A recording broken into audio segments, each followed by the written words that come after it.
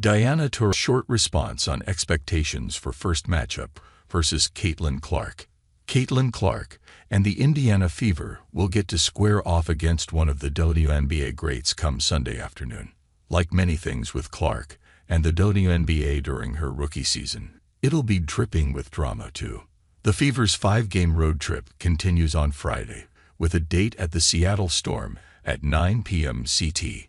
Then, on Sunday, Indiana travels to Phoenix to take on Diana Taurasi and the Mercury. Taurasi has been a fixture in the WNBA and on the Olympic scene for Team USA for multiple decades. The 42-year-old guard has been a part of 5 Olympic gold medal winning teams and will have a chance to make that a 6th later on this summer in the Paris Games. Taurasi also won 3 NCAA championships with UConn before becoming a 10-time WNBA All-Star, a 3-time WNBA champion, and a 2-time WNBA Finals MVP. In the world of women's basketball, Taurasi is one of the greatest and one of the most respected. With that status, when she speaks, people listen.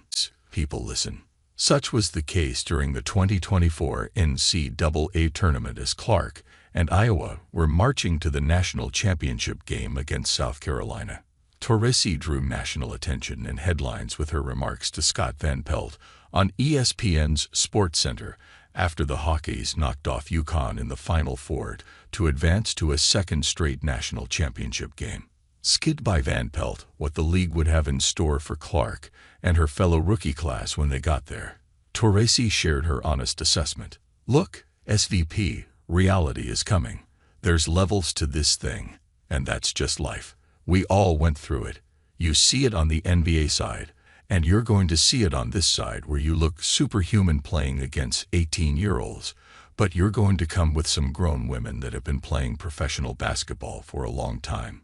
Not saying that it's not going to translate, because when you're great at what you do, you're just going to get better. But there is going to be a transition period where you're going to have to give yourself some grace as a rookie.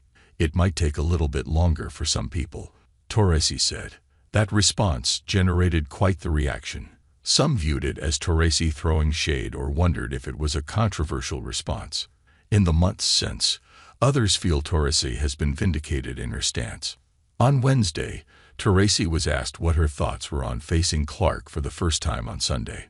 Taurasi wasn't as long-winded this time around. "Yeah, it'll be fun," Taurasi said.